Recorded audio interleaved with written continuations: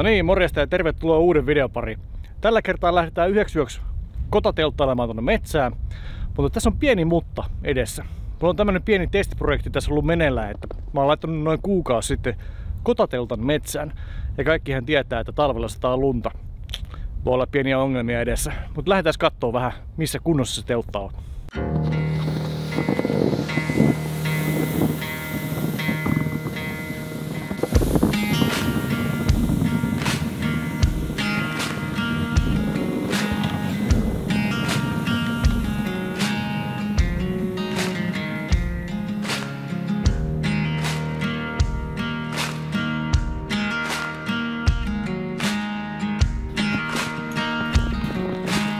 Ei sitä noin vaan ohjata.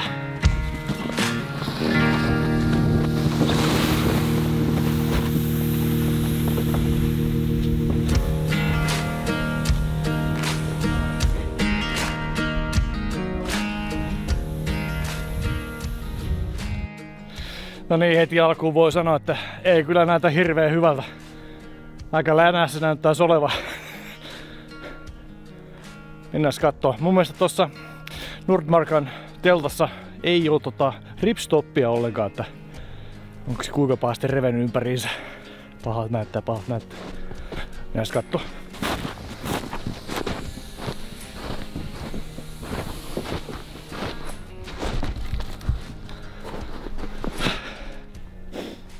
Tänään pitäisi olla siis 8-10 hengen teltta. Äkkiseltään en näe kyllä, että täällä yöpyisi edes yksikään ihminen.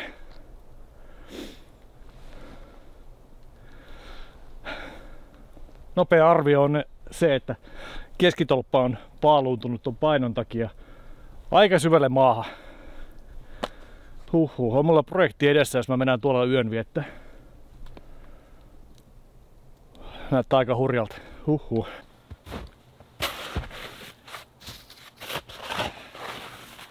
Saata muku ottaa lapio kauniiseen käteen.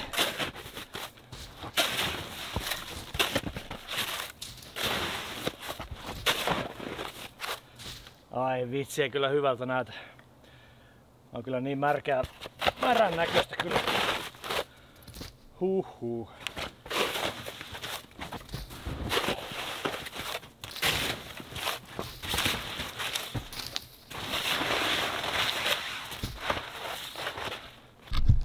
No niin, mennään katsomaan miltä siellä sisällä näyttää. Mä oon tosta ympäriltä nyt ottanut suurimmat lumet pois ja katsotaan saadaanko sitä yhtään enempää ryhtiä tosta.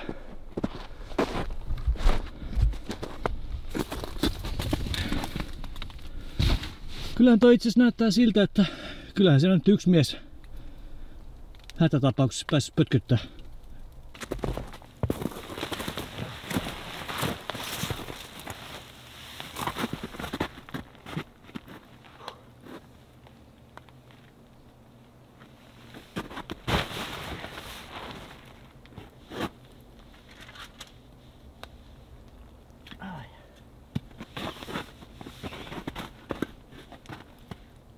Vitsi.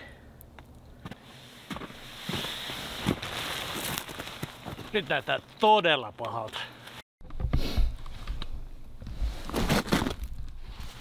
Siellä reijässä on loput tangosta. Ja voi muuten sanoa, että ei tuu ennen kevättä pois sieltä. Jää vähän vajaaksi toi keppi. Ei saada ryhtiin telttaa kyllä millään, mutta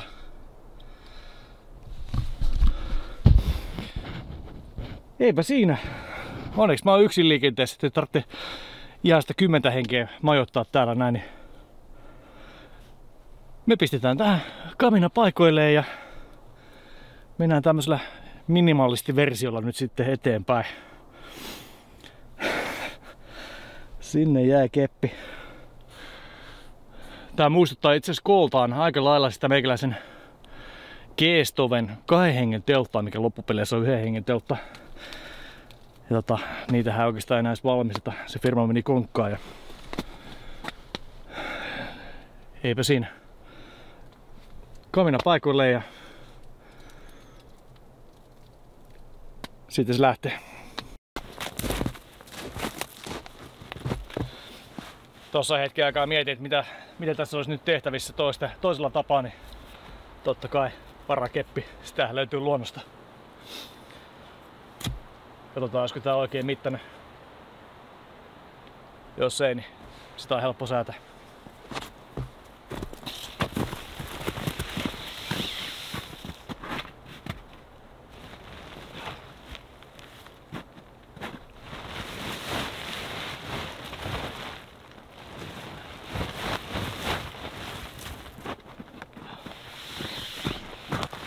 Kyllä niin paljon massaa tuossa päällä vielä, että ei millään nouse.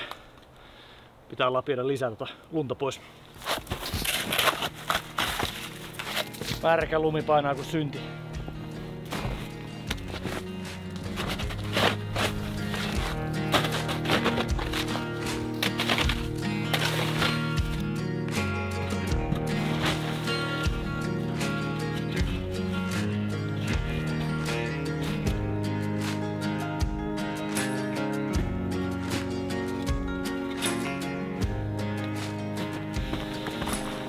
Miltä se näyttää?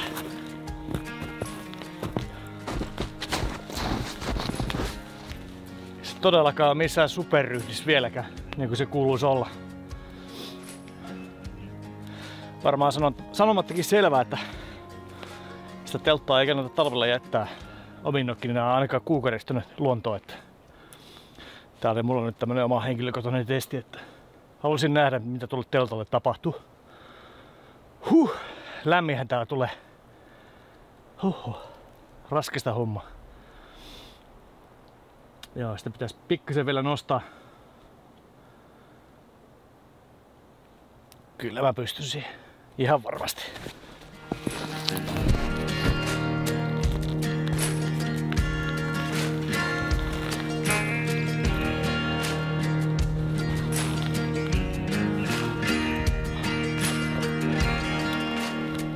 Ei mitenkään täydellinen, mutta kyllä tää nyt kelpaa mulle. Tällä mennään ensi yö.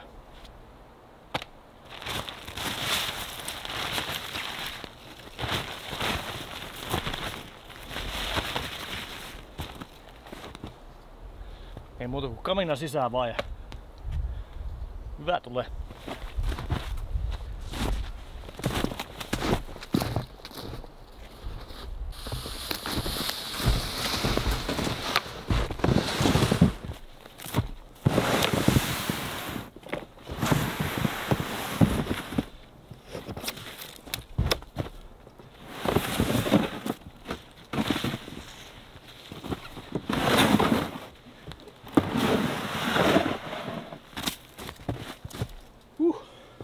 Kyllä se vähän toisenlaiselta näyttää kuin mikä oli lähtötilanne, että suht hyvässä ryhdissä. Pientä parannuksen varahan siinä tietysti olisi, mutta tämä kelpaa mulle. Äkkiseltä kun kattelin, niin telttakin näyttäisi olevan ihan kondiksessa. Ei ole missään repeytymiä, että tästä tulee hyvä.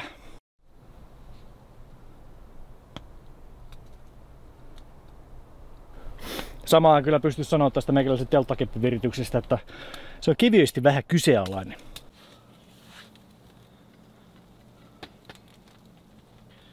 Toistaiseksi se vaikuttaa ihan suht jämäkältä. Pitäisi ajaa asiansa, mutta sitten kun tuohon iskitään kamina ja se alkaa lämmittää pikkuhiljaa tätä ympäristöä, niin miten tulee käymään. Tässä on nyt olemassa riskit, että tää teltta kaikkineen kamoneen tulee palamaan, mutta otetaan varovasti ja mennään hissun eteenpäin ja seurataan tilannetta, niin kaikki pitäisi olla ihan ok. Pitäis.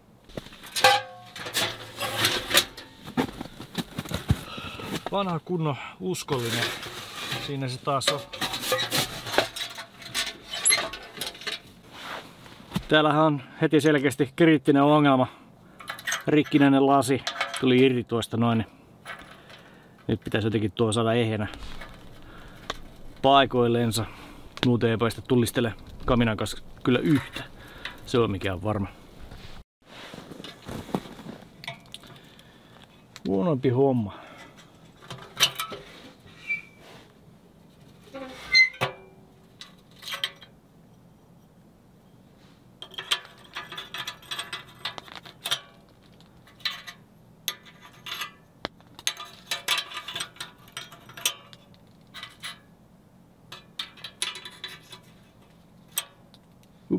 Väärinpäin.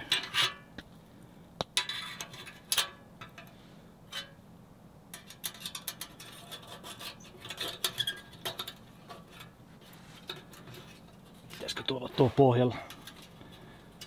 Ilmeisesti.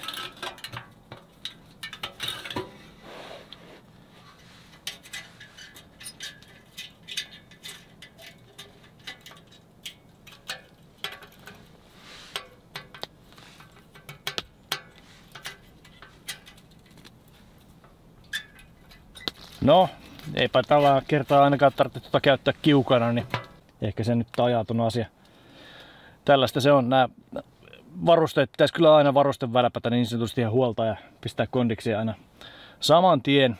Niin sitten ne on aina valmiina seuraavaa reissuun varten, mutta tässä nyt yksinkertaisesti ollut niin paljon kiireitä, että ei ole vaan kerennyt. Mutta pistää listalle.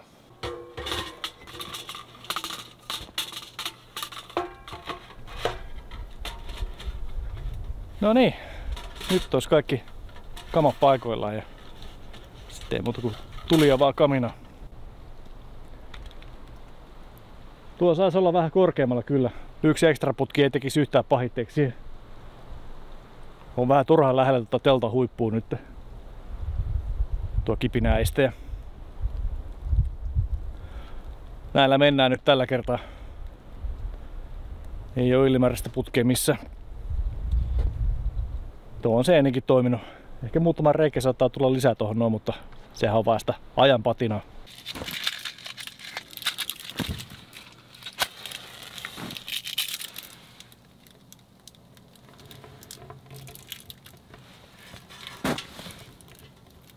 Täällä ainakin viimeistään lähtee.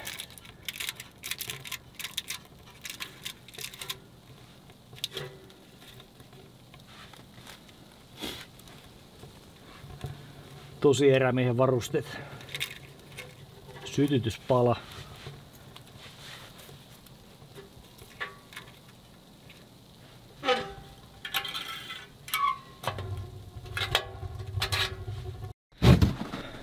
No niin, nyt on teltta saatu ryhtiin ja kaminassa on tulet ja tässä ruvetaan seuraavaksi tekemään vähän ruokaa. Mulla on ihan mieletön nälkä. Koskapa nyt ei olisi. Kyllä tämmönen rehkiminen saa aina nälkäiseksi. Energia palaa. Siellä alkaa pikkuhiljaa hämärtää. Kello on siinä 3:30 paikkeilla jo ja aurinko laskee siinä lähemmäs 6. Kävin tuossa hakemassa pikkasen lisää polttopuita tähän ja mulla on nyt sen verran polttopuuta tuossa noin, että mä uskoisin, että pystyisin kyllä pitää koko yön tulia kaminassa, mutta tuskin teen sitä. Mulla on tuossa talvimakupussi myös mukana ja käytän sitä. Siinä on hyvä nukkua. Hyvä ja lämmin nukkua.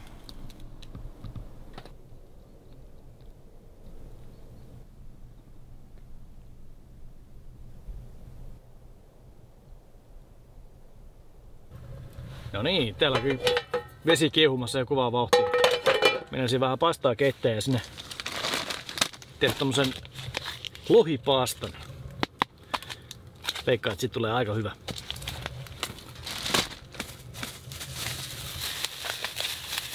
Ruvetaan tästä näin pilkkumaan vähän aineksia sinne joukkoon.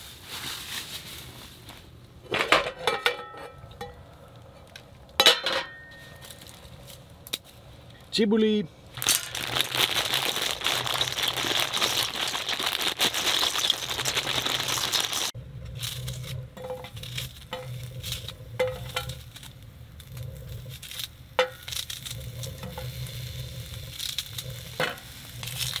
Sitten nykästään joukkoon yksi valkosipuli tietysti. Se on aina hyvä.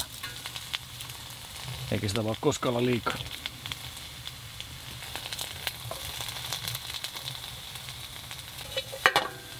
Pari sientä. Herkkusieniä sinne joukkoon.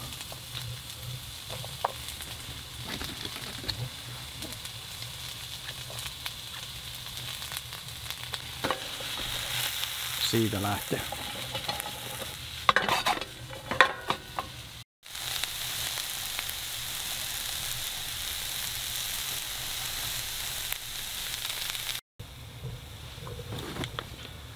Sitten joukkoon nykästää pikkasen cashew-pähkinöitä. Suolattuja cashew-pähkinöitä. Sitten tulee oikein hyvä. Ottaa vähän suolaisuutta ja sitten makua tonne. No niin, mulla on se pastasta ylimääräistä keittovedet karttu pois ja laitetaan vähän kermaa tosta joukkoon vielä. Noin. Ja nykästään sitten pieni piitti koskelaskien tämmöstä leppäsavu sulatejuustoa.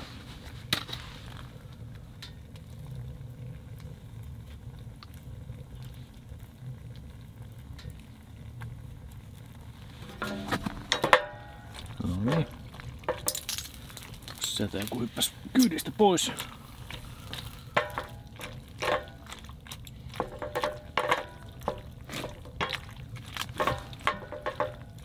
Siinä saa vielä hetken aikaa muhia ja juusto saa sulaa ihan rauhassa.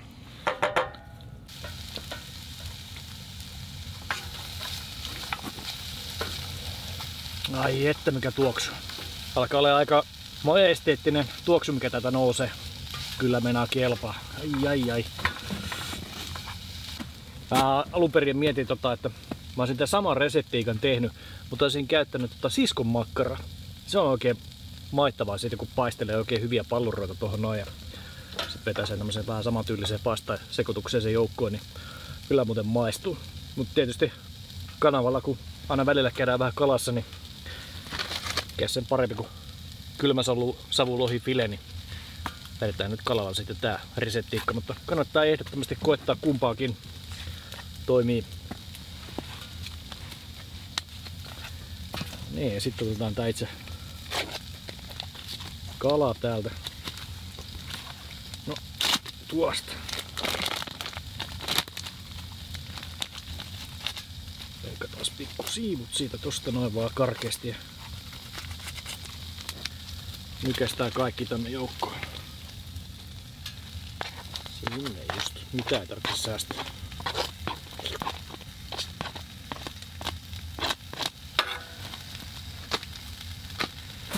Mullahan itsessään niin ei ole mitään suolaa tähän lisättynä tähän ateriaan. Tästä pähkinästä ja tästä kalasta tulee itsessään sen verran suolaa, että ei kyllä tarvi enempää. Ai että. Tulee kyllä hyvä.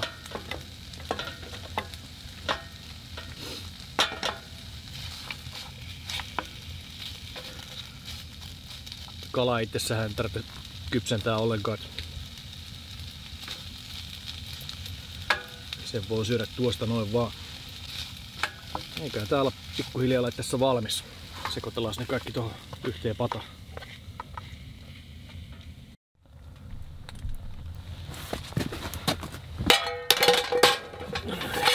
Jumala, pannut tippuu se alas. No niin, sit vaan kaikki hutkun vatku sekaisin.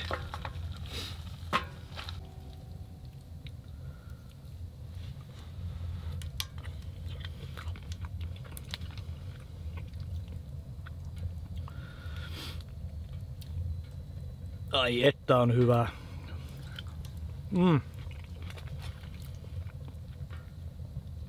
Koittakahan ihmiset tätä reseptiikkaa ihmeessä kotona vaikka. On kyllä taivaallisen hyvä.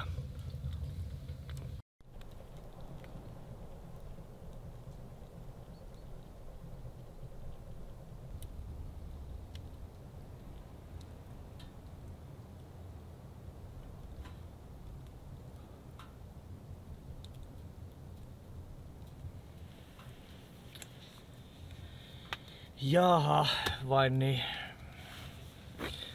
Tässä vähän vaikea päätöksen edessä. Mä oon tässä nyt katsellut meikäläisen teltan keskitolppaa ja viritystä ennen kaikkea, että se ei oikein huoku sellaista niinku luottamusta toi laite. Nyt kun tässä on lämpöä ja toi putki on tossa aika lähellä tätä kangasmateriaalia, niin tossa ei tarvitse pieni notkadus käydä. Tuossa on telttakangas putkessa kiinni ja sitten sen jälkeen se lähtee siitä sulamaan ja tulee aika kova kiire sen jälkeen. Mulla on täällä kaikki varusteet sisällä, makuupusseista lähtien, makualustat ja kaikki tällaista näin. Niin Tässäkin on esimerkiksi yksi tolppa. Nyt kun tässä on tarpeeksi kauan istunut tässä näin ja katsonut vähän mitä vahinkoa tällä teltalle on oikeastaan käynyt, niin tää alumiinitolppa tässä sivussa, niin tää on kyllä ihan vänkyrällä. Se on tosta lumen massasta kyllä taipunut ihan mutkalle. Siinä on taipunut sisään. Ihan on käkkärällä koko putki. Sen kuuluisi olla tän näköinen. Joo, mä tässä nyt kovin mietin, että onko tässä meikäläisen touhussa nyt loppupeleissä nyt yhtään mitään järkeä, että väkisin rupeaa täällä kaminaa pitää, kun tää teltta kuitenkin niin on yhden pikkuvirityksen varassa nyt tässä näin. Mä vähän luulen, että mä ruven nyt riskeerata tätä reissuja sillä, että kaikki kamat palaa ja tiedän vaikka itsellekin kävisi jotain. Plus, että siinä on myös semmonen juttu, että täällähän tulee kohta pimeätä ja sinähän voi joutua silleen kaiken maailman ilveksten kanssa sitten painimaan tuolla. Ei ole mun juttu. Joo, musta tuntuu, että mä nyt taidan ihan turvallisuuden nimissä peruuttaa tän reissun kyllä, että en jää tänne yöksi. Ihan turvallisuuden nimissä joo, koska en luota tohon keskitolppaan nyt niinkään paljon ja kohta tulee pimeetä. Sitten kaikki muuttuu paljon hankalammaksi ja silleen. Kyllä niin kuin turvallisuus ensin pitää nämä jutut mennä ja nyt jos mä tietysti lopettaisin tämän kaminan pitämisen, niin täällähän mä istuisin monta tuntia nyt sitten kylmissä ja täällä pitäisi korkeintaan mennä tuohon makupussiin sisälle ja ne on aika pitkiä tunteja sit kuitenkin, että kyllä tää kototeltailu perustuu siihen, että sulla on siinä kamina, mitä sä voit pitää lämpöisenä ja fiilistellä sen lämmön ympärillä ja ehkä mahdollisesti ottaa vähän jotain kuplajuomaa siinä ja viettää sitten iltaa niin sanotusti, mutta tää nyt menee vähän plörinöksi tämä reissu, mutta tällaista tää on. Itsepähän tän teltan tänne laitoin testiksi, mutta tämmönen video nyt sitten taas tällä kertaa. Ei voi mitään. Joo. No, mutta kuitenkin niin pistetään tähän loppuun nyt vaikka sitten mun viime videosta semmonen hieno, minun mielestäni hieno tähti timelapse. Se oli niin upea, että kyllä sitä nyt kelpaa katsoa toisen kerran, että tänä iltana ei ole muutenkaan ollut kirkas taivas, että on ihan täysin pilvistä ja pientä pakkasta olisi ollut vaan tossa noin. Ei olisi muutenkaan saanut sitten kuvautua tähtitaivasta, niin siltäkin osin sitten olisi vähän niin kuin plörinöiksi mennyt, mutta eipä tuo mitään. Koitetaan ensi kerralla sitä vähän paremmin. Joo. Ja vähän toisenlaisilla vehkeillä. Mutta eipä siinä. Kiitos jos jaksoit katsella tänne asti, niin nähdään sitten ensi videossa. Se on moro.